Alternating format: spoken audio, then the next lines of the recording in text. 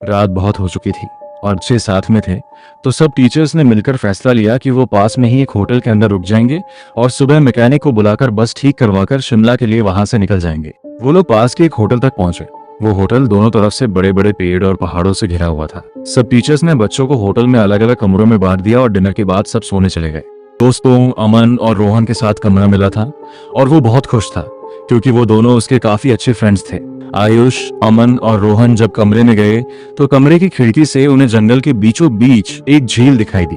उन सभी को याद था कि कैसे पिछली स्कूल ट्रिप पर रात में 2 बच्चे ऐसे ही झील पर निकले थे और वो स्कूल के सबसे पॉपुलर बच्चे बन गए। तो उन तीनों ने भी प्लान बनाया कि इस बार वो भी कुछ कारनामा करेंगे। उन्होंने सोचा कि वो होटल से चुपकर निकल जाएंगे और उस झील पर जाकर फोटो खींचकर वापस आ जाएंगे। जैसे ही होटल का गार्ड सो गया, वो तीनों निकल गए। झील देखने में तो होटल से ज्यादा दूर नहीं लग रही थी, पर वो तीनों करीब आधा एक घंटा झील की तरफ चले जा रहे थे और जंगल का रास्ता था कि खत्म ही नहीं हो रहा था।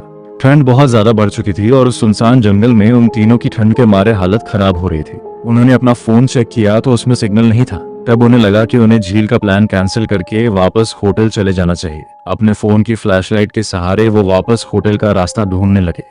रास्ता ढूंढते ढूंढते अमन और आयुष, जो रोहन के थोड़ा आगे चल रहे थे, जब पीछे मुड़े तो उन्होंने देखा कि रोहन वहां था ही नहीं। तभी उन्हें अपने पास में से किसी के भागने की आवाज आई।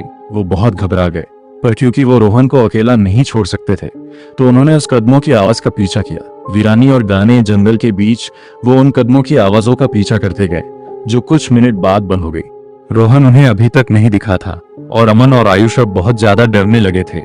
लेकिन तभी उन्हें ऐसी आवाज आई मानो कोई जमीन खोद रहा हो। वो धीरे धीरे उस आवाज के पास गए और झरियों के पीछे से उन्होंने देखा कि और कोई नहीं बल्कि रोहन ही जंगल में गड्ढा खोद रहा था। उन्होंने डर के मारे रोहन को पुकारा। रोहन उनकी तरफ मुड़ा और उन्हें गुस्से से भरी आंखों से देखने लगा।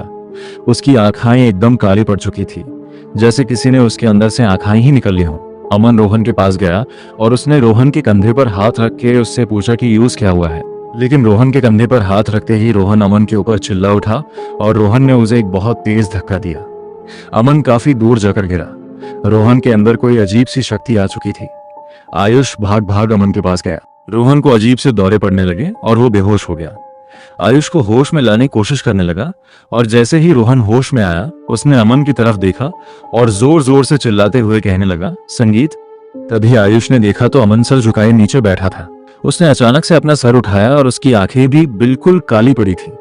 इससे पहले आयुष और रोहन कुछ कर पाते, अमन, जो कुछ देर पहले तक हतप्रभ था, वो उठकर जंगल के अंदर भागने लगा।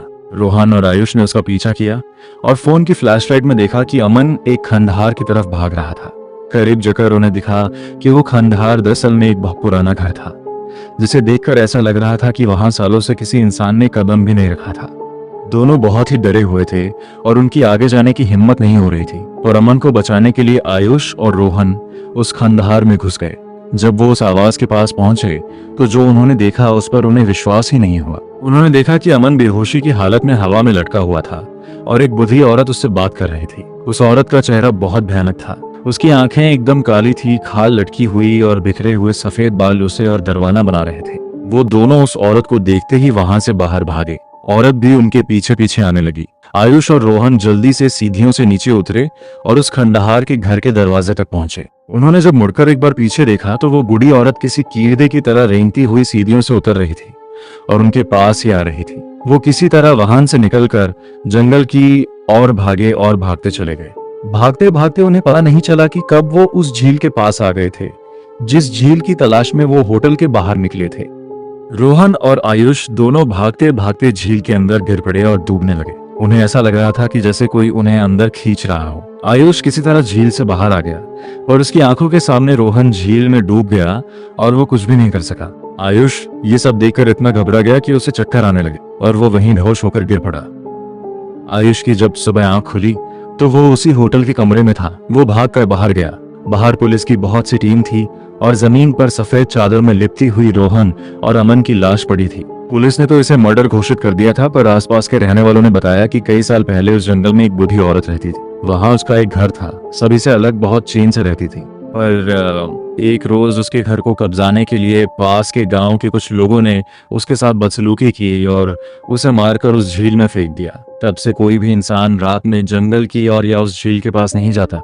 कहते हैं कि उस बुढ़ी औरत की आत्मा अभी भी वाहन अपने बदले के लिए भटकती है। काश ये बात इन तीनों दोस्तों को पता होती तो शायद आज आयुष के साथ साथ रोहन और अमन भी जिंदा होते।